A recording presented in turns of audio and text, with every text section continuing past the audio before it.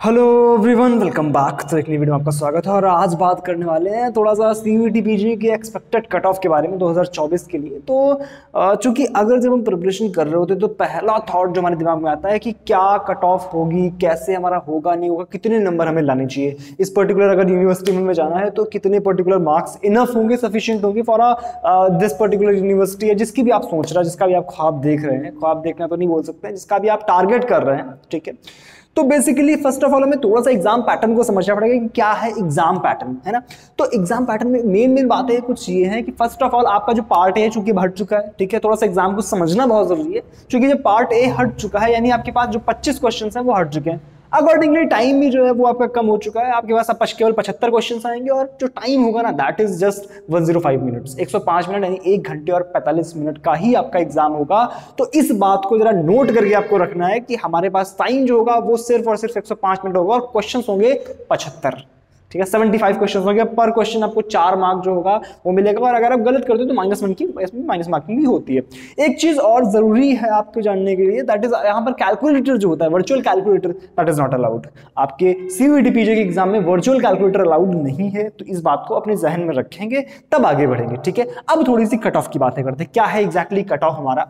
तो बेसिकली अगर हम देखो एक बात मेरी बहुत ध्यान सुन लेना कि कट ऑफ जो है ना that is just the expected cut off, और थोड़ा सा एनालिसिस करके पिछले कुछ टाइम की एनालिसिस करके, क्योंकि पिछला जो आपका पेपर होता था वो 400 नंबर का होता था, अब जो पेपर है वो 300 नंबर का। पहली बार ऐसा हो रहा है कि 300 मार्क्स का पेपर हो रहा है। तो अब यहां से क्या होगा, उसी बेसिस पे मैंने ये कट ऑफ जो है वो कुछ वर्षों का वैसे एनालिसिस करके किस तरह से हमारे पास आ रहा है। तो एक जस्ट मोटा मोटा आइडिया है, आप इसको गांठ बांध के नहीं चल सकते हो कि नहीं ये इतने ही नंबर लाने पड़ेंगे तभी हमारा सिलेक्शन हो पाएगा। तो एक बात ध्यान रखनी है आपको इस कट ऑफ के बारे में, ठीक है। तो आपके पास डिफरेंट यूनिवर्सिटीज हो सकती है, चाहे वो डीयू हो, चाहे वो बीएचयू हो, चाहे वो आपका हमारे पास एएलयू हो, ठीक है, सॉरी एएमयू हो, है ना। तो बेसिकली इस तरह से हमारे पास जो भी यूनिवर्सिटी, मैंने बस आपको आइडिया देना चाह रहा हूँ। बेसिकली एक बात मेरी बहुत ध्यान सुनना है यहाँ पर कि जो कट ऑफ होती ना, इसके चक्कर में अभी जो है ना बहुत ज्यादा नहीं सोचना है, ठीक है। आप अपनी नॉलेज के लिए सिर्फ अपने दिमाग में रख सकते हो, हाँ ठीक है, अगर हम जनरल कैटेगरी से हैं तो अगर हम 175 से ऊपर 180 के आसपास मार्क्स ला रहे हैं तो हमें एक अच्छी यूनिवर्सिटी मिलने के चांसेस हैं। डीयू या बीची जो भी आप टारगेट कर रहे हो उसको मिलने के काफी हाई चांसेस होंगे। अगर बस आप 5-5-10 नंबर अगर कम करते जाओगे, डिफरेंट हमारे पास जो कैटेगरीज होंगी वहां पर आपको मार्क्स मिलते चले जाएंगे। तो एक मोटा मोटा आप आइडिया लेके यहाँ से चल सकते हो, ठीक है। एग्जैक्टली फिक्स चीज नहीं है बट हाँ ठीक है, मोटा मोटा आइडिया है।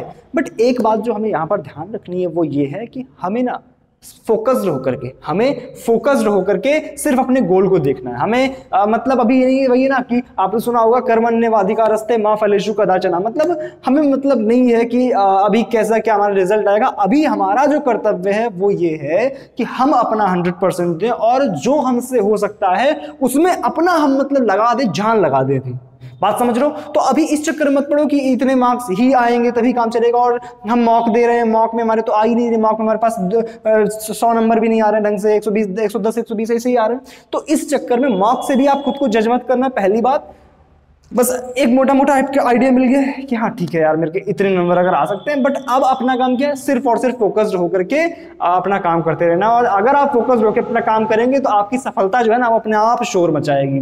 जब आप सफलता की चरम सीमा पे पहुंच जाएंगे ना तो आपको किसी से कहने की आवश्यकता नहीं पड़ेगी, जस्ट चुपचाप अपना काम करते रहो और चीजें अपने आप सही होती रहेंगी। तो मेरी शुभकामनाएं आपके लिए, इसी तरह से आगे बढ़ते रहो। जो बचे हुए दिन हैं, आपके 14 तारीख को एग्जाम है, लगभग 10-12-15 दिन अभी बचे हुए हैं और ढंग से 13 दिन मान के चल सकते हैं ना। अगर आप अभी देख रहे हैं करंटली जिस वीडियो को आज देख रहे हैं तो आपके पास 12-13 दिन बचे हुए।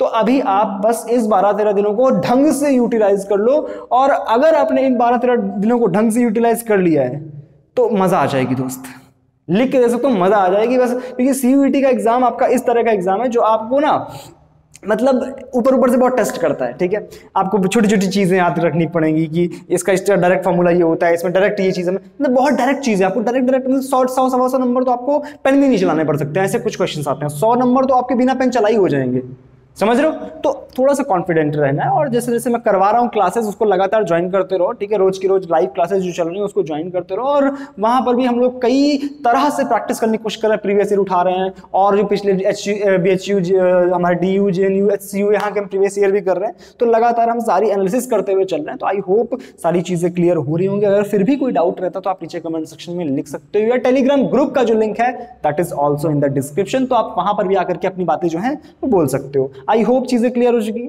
वीडियो को लाइक जरूर कर देना, वीडियो को लाइक जरूर कर देना, और चैनल पे पहली बार आए हो, नए हो तो सब्सक्राइब कर लेना। आपको नई चीजें यहाँ पर मिलती रहेंगी लगातार, CUET 2024 के लिए, उसके बाद फिर IIT JAM 2025 के लिए, सारी प्रिपरेशन जो है लगातार चलती रहेंगी।